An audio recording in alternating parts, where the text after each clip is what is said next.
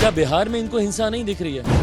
अब अपने पक्ष, अपनी सरकार, अपने गठबंधन के लोगों की बात आती है तो आप मौन हो जाते हैं। उसमें दर्शाता है कि विपक्ष की सोच सिर्फ और सिर्फ इन तमाम विषयों का राजनीतिकरण करने की ही है। आरजेडी, जेडीयू तमाम लोगों ने इसका बायकॉट किया क्योंकि मणिपुर इशू पर चर्चा नहीं हो रही है। जो तमाम परिस्थितियां चल रही है। बताइए, गवर्नर एक संवैधानिक पद पर हैं।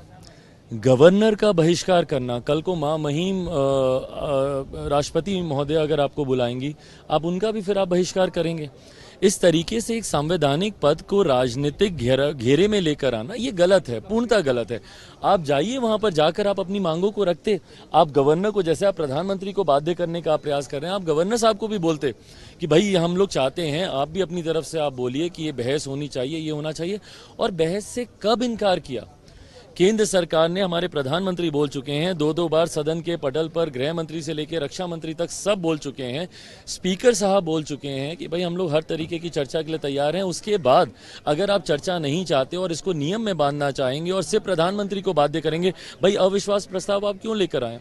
क्योंकि आप प्रधानमंत्री को आप बाध्य करना चाहते हैं जवाब देने के लिए, और ये पूर्णतः राजनीति को दर्शाता है। 7-8 दिन हो गए पार्लियामेंट को चले हुए, अगर अभी तक एक राउंड ऑफ डिस्कशन भी अगर हो गया होता तो हम लोग किसी ना किसी निष्कर्ष पे पहुंचते।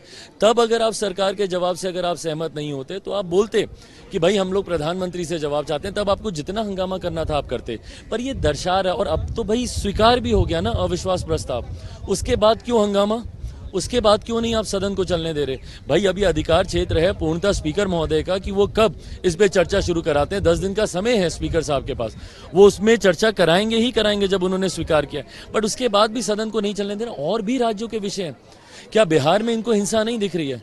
बिहार में से बिजली को लेकर गोली मार दी जाती है, उस पर खामोश है। कल मेरे मुख्यमंत्री बोलते हैं कि प्रधानमंत्री को जवाब देना चाहिए, प्रधानमंत्री को बोलना चाहिए। तो क्या मुख्यमंत्री को नहीं बोलना चाहिए जो कटिहार में हुआ, या जो बेगूसराय में जिस तरीके की तस्वीरें सामने आई हैं, जो मणिपुर की तरीके की हैं, जहां पे हमारी बहन बेटियों के साथ वहां पे दुष्कर्म किया गया, उस पर नहीं बोलना चाहिए? मुजफ्फरपुर पे नहीं बोलना चाहिए?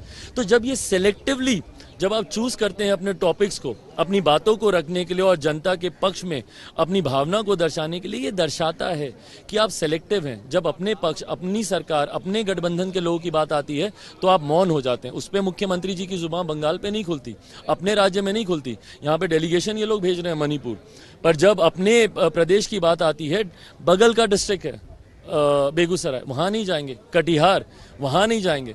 पर दूसरे राज्यों में भ्रमण करने का मुख्यमंत्री जी के पास समय। तो ये दर्शाता है कि विपक्ष की सोच सिर्फ और सिर्फ इन तमाम विषयों का राजनीतिकरण करने की ही है। हमसे जुड़े रहने के लिए हमारे YouTube चैनल को सब्सक्राइब करें और नई वीडियो की नोटिफिकेशन के लिए बेल आइकॉन को दबाएं। अगर आप ये वीडियो Facebook पर देख रहे हैं तो लाइक जरूर करें और ज्यादा से ज्यादा शेयर करें। धन्यवाद।